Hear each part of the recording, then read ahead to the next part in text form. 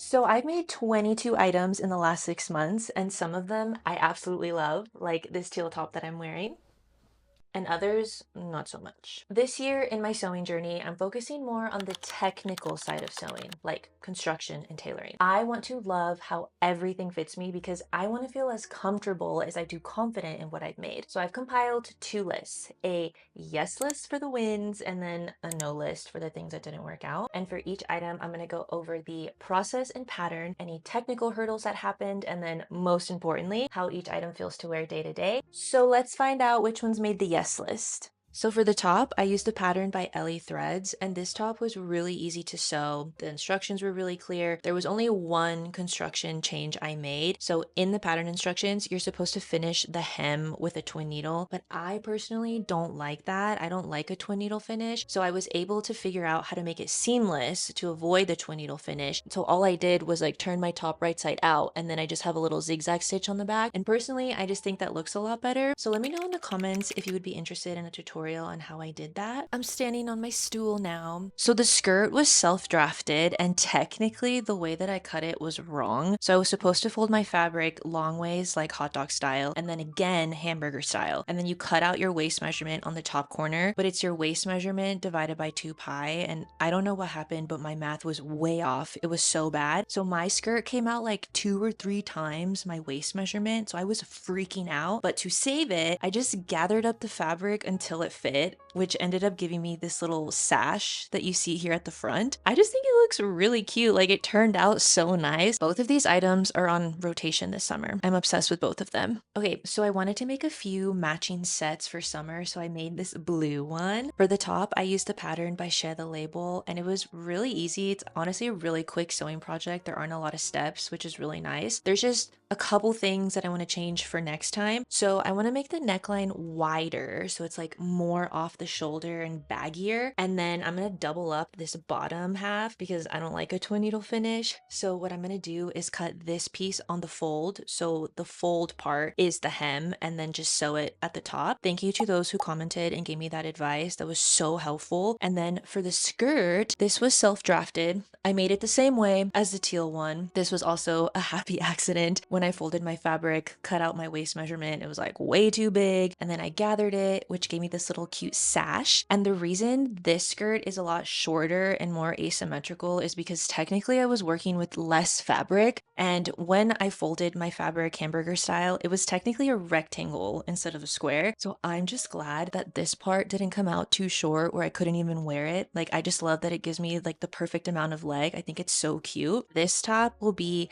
my casual dressy top, and then the skirt is going to be on rotation until it gets cold because I just think this shade of blue is so perfect. Like it goes with a lot of things. So now that we've seen the happy accidents, let's look at a project that wasn't so happy. So before the teal and the blue outfits came this red outfit, and I actually made this super last minute the same day that I had a party to go to. I was sewing so fast, and at the time I was pretty happy with the fit. I was satisfied, but now I've changed my mind since the blue and the teal outfit exist. But the red outfit didn't just happen. I was already working on this white mock-up for the top, and I was hoping that this would help me figure out the proportions for the red top, but it didn't. For the white top, I made the straps a lot shorter. You can see, made them a lot thinner. And then for the red top, I made them way too long and then much wider. And I thought I was gonna be okay with it. Like I was trying to sew one of those Susmi's collection inspired tops. I also traced a different top to help me with the fit, but I'm just not obsessed with the fit. And then for my skirt, I cut this like way wrong, way wrong. You can see that it's kind of flat. So I was supposed to fold my fabric long ways, hot dog style, then again hamburger style, and then cut out my skirt, but I didn't. I just cut it on the bias at an angle, which is why the skirt looks stiff and flat to me. Also, I made my waistband piece like way too big. Like you can see it's like, ooh. I'm just not obsessed with it, but I am going to save the fabric for the top, and I'm going to actually take it apart and remake it and make the Ellie Threads top because I just think that's going to look a lot better. And I have the right amount of fabric for it. But the skirt, I'm just gonna hold on to this until like something else comes along. But yeah, I'm not wearing either of these, so this was a no. So before I could get into this blue stripe outfit, I first made this white mocha using a vintage pattern called the Butterick P495 option D, and I used a bedsheet to make this. This white top is a maybe, like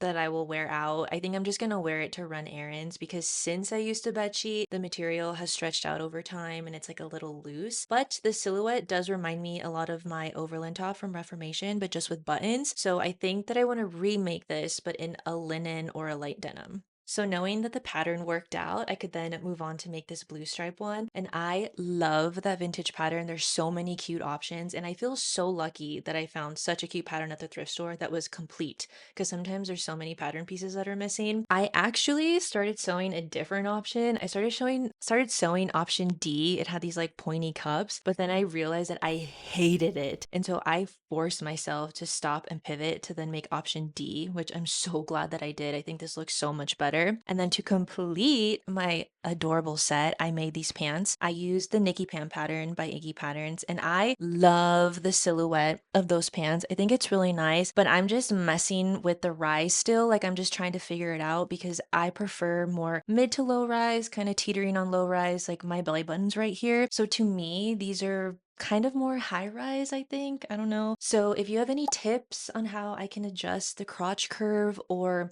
adjust the pant pattern pieces. I did already take off 1/2 inch from the waistband piece and the pant piece, and I still think they're kind of high. So let me know in the comments if you have any tips. The top I've already worn a bunch of times. I think it's so cute. It's a closet staple. And then the pants are a seasonal yes, because I don't really get summer vibes from these. I think they're more for fall and winter, so I'm gonna start wearing these a lot more when it gets cooler. So I made these 3 tops to go with these bloomer capris that I made that I don't have anymore because I sold them. So someone reached out to me and they were really interested in purchasing them. And I was like, what? Like, that's crazy. You want to buy my pants? But she did. Oh my God. So I don't have them anymore, but I love them. They were super cute. So I made all 3 of these using 2 thrifted curtains that had this beautiful lace trim, which is this right here. So I wanted all the tops to go and to match with the bloomer capris, but I wanted all of them to be very different from each other. So this is a cute little strapless. This is a cute little cap sleeve. And then I made this adorable baby doll top. So this little baby doll top I made using the pattern by Pattern Shop by Ames, and it's so cute. So because I wanted it to kind of go with the bloomer capris, I added that lace trim under the bust here. The pattern doesn't have instructions to add any trim on the bottom, but I think it's adorable. And then I just shortened the straps because in the pattern originally they're much longer because you're supposed to tie like 2 bows on the top, but I don't really like that. And I like tying my tops in the back where you can't see them, but this is so cute. If you're wondering how I wear this, like this with jeans. Like this is so cute. I love this outfit. I've already worn it a bunch of times. Then I have this cute little top, and this is so cute. It's like a little peasant top. I'm getting like Free People vibes from this. But to make this, I used the New Look 6892 option D. I love this. It's so adorable. I also wear this one a lot with jeans, just like this. There's just one construction thing I changed. So in the pattern, this little tie here isn't actually functional. You just like sew the bow on, but I didn't want that. And then there's like a tunnel for elastic, but I actually wanted to adjust my neckline and the tie be functional. So what I did was I made my own tunnel using bias tape that I made. And then I added this really cute lace trim here that I actually thrifted as well. And it's like a perfect color match. It's so nice. So then I can actually like pull the tie and adjust the neckline how I want. So if like I want it to sit up like higher, I can do that. If I want more off the shoulder, I can do that. The sleeves are adorable. I actually want to make a dress version of this using the pattern and just like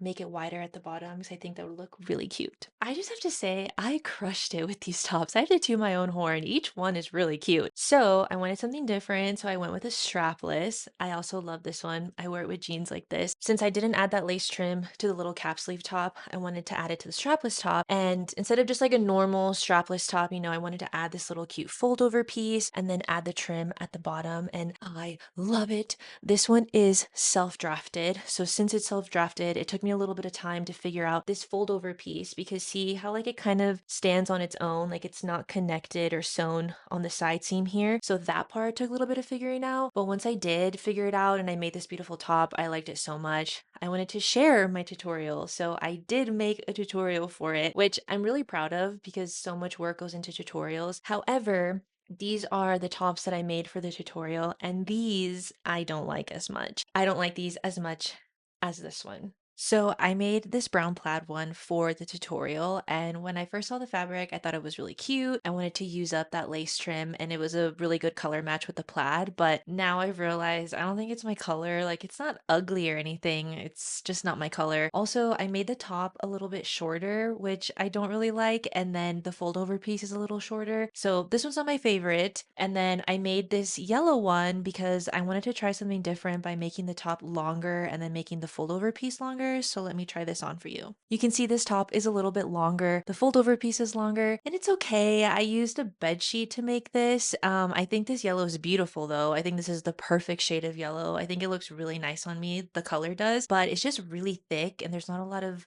like draping or movement with it like this one. I think this would look a lot better if I use something a lot lighter and sheer like this. Also, I think this would look so pretty if this was like a yellow satin. I think it would have looked really nice with this lace trim that I added, but it's okay. I wanted to try something different. I got the practice in with the tutorial as well. So I'm just going to hold on to both of these because it's a good amount of fabric. Once I take that elastic out, they're both two really long rectangles. So I'm just going to hold on to them for another project that comes up. So I spent a lot of time looking for the perfect bed sheets for my sewing projects, but it was finally time to put that effort into the bedding I actually sleep on. I'm so focused on improving my craft and making clothes that I realized I wasn't putting that kind of focus into my own living space. So I am beyond excited to be a quince gifted partner for making this bedding upgrade happen because it's truly making all of my bedding dreams come true. I spend a lot of time on my bed. Besides sleeping, it's where I relax, plan my content, do my editing, and eat sometimes. So I went with the linen sheet set in the color Mist. I live in a desert climate, so I went with the linen because it's light and breathable, and it's become really important to me to have items I use on a daily basis made of quality materials. The Mist color is such a beautiful neutral color, and for the top of the bed, I got the duvet cover set in the color Espresso, which I thought would add a beautiful contrast with the Mist color, and I paired the duvet with the all-season warm down alternative insert because even in the warmer months, I still want to feel luxurious and snuggled in, and this insert is so soft and fluffy. I feel genuinely so spoiled. To take care of all of these items, I've been drying them with the wool dryer balls, and these are really great because they naturally soften the fabric and help everything dry faster without the chemicals in the dryer sheets, which keeps the linen feeling amazing. I honestly feel such a difference when I sleep now. It feels so good to invest in yourself, and I love that the Quince bedding is at such a competitive price point, especially since other high-end bedding is like way out of my budget. So if you've been wanting to upgrade your space, treat yourself to some beautiful bedding, you can click the link on the screen or check out the description to shop their collection. They have so many options that you can choose from if you like cotton or linen or bamboo. They have amazing color options and patterns that you can choose from.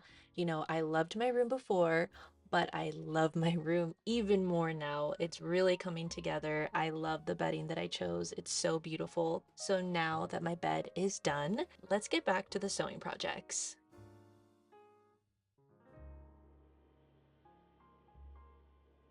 Okay, so these two items are going to go together because it was supposed to be one look, so the top and the pants. So for the top, I wanted to make a cute little cowl neck, and I actually just traced this Zara top that I have. It's the same style of top, open back. This one I really, really like. I just really like the material, and it's okay. It's not perfect. It's not terrible. It's fine, but I just don't really like the fit.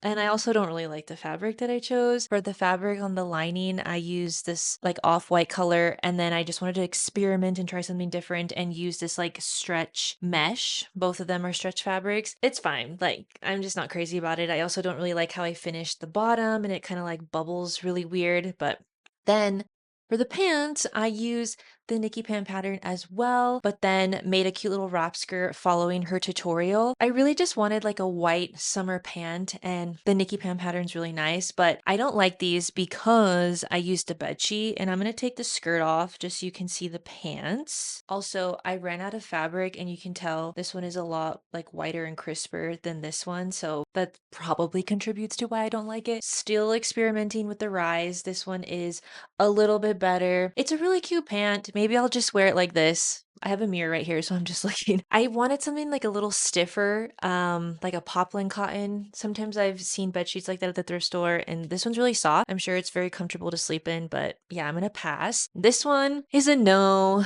I'm not obsessed with it. So now let's move on to a yes. So we finished strong. Okay, so this top I love, love, love, love, love. So this was an upcycle. I upcycled it into one of these keyhole tops because I've been obsessed with them and I want a bunch of them. And so I used the Shed the Label sewing tutorial.